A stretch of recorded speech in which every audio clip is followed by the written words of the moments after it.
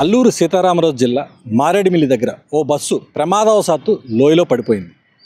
ఆ బస్సు అరకు నుంచి భద్రాచలం వెళ్తుండగా ఉదయం 5 గంటల సమయంలో ప్రమాదం జరిగింది. చింతూరు మారేడుమిల్లి ఘాట్ రోడ్డు మధ్య రాజుగారి మెట్ట వద్ద ఈ ఘటన చోటు చేసుకుంది. బస్సు గేర్ బాక్స్ పనిచేయకపోవడం వల్ల మలుపులో బస్సును అదుపు చేయలేకపోవడంతో ప్రమాదం జరిగిందని బస్సు డ్రైవర్ రంపచోడవరం సబ్ కలెక్టర్కు తెలియజేశారు. ఘటనలో 9 మంది ప్రయాణికులు అక్కడికక్కడే మరణించారు. 22 మంది ప్రయాణికులు తీవ్రంగా గాయపడ్డారు. చిత్తూరు జిల్లాకు చెందిన భక్తులు ఈ బస్సులో ప్రయాణిస్తున్నారు. బస్సులో 2 డ్రైవర్లు సహా 37 మంది ఉన్నట్లు సమాచారం.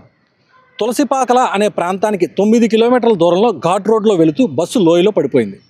ప్రమాదం జరిగిందని తెలిసిన వెంటనే వైద్య సహాయ కార్యక్రమాలు కోసం 5 108 వాహనాలను సంఘటనా స్థలానికి పంపించారు.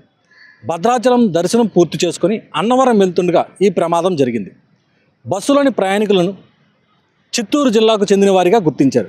ఘటనా స్థలంలో సహాయక చర్యలు కొనసాగుతున్నాయి. మృతుల సంఖ్య మరింత పెరిగే అవకాశం ఉంది. జరిగిన రోడ్డు ప్రమాదంపై సీఎం చంద్రబాబు నాయుడు దిగ్భ్రాంతి వ్యక్తం చేశారు. బస్సు లోయలో పడి యాత్రికులు మృతి చెందడం బాధాకరమన్నారు. గాయపడిన వారిని చింతూరు ఆసుపత్రికి తరలించినట్లు అధికారులు ముఖ్యమంత్రి చంద్రబాబు నాయుడుకు తెలిపారు. ఉన్నతాధికారులు తక్షణమే ఘటనా స్థలానికి వెళ్లి సహాయక చర్యలు చేపట్టాలని సీఎం ఆదేశించారు. అన్ని శాఖలు సమన్వయంతో బాధితులకు మెరుగైన వైద్యం అందిస్తున్నారు.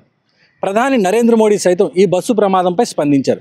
ఈ క్లిష్ట సమయంలో బాధిత ప్రజలు వారి కుటుంబ సభ్యులకు ప్రగాఢ సానుభూతి తెలియజేశారు. గాయపడిన వారు త్వరగా కోలుకోవాలని ప్రార్థిస్తున్నట్లు తెలిపారు. ప్రమాదంలో మరణించిన వారి కుటుంబాలకు 2 లక్షల రూపాయలు, గాయపడిన వారికి 50,000 రూపాయలు ఎక్స్గ్రేషియా ప్రధానమంత్రి రిలీఫ్ ఫండ్ నుంచి ప్రకటించారు.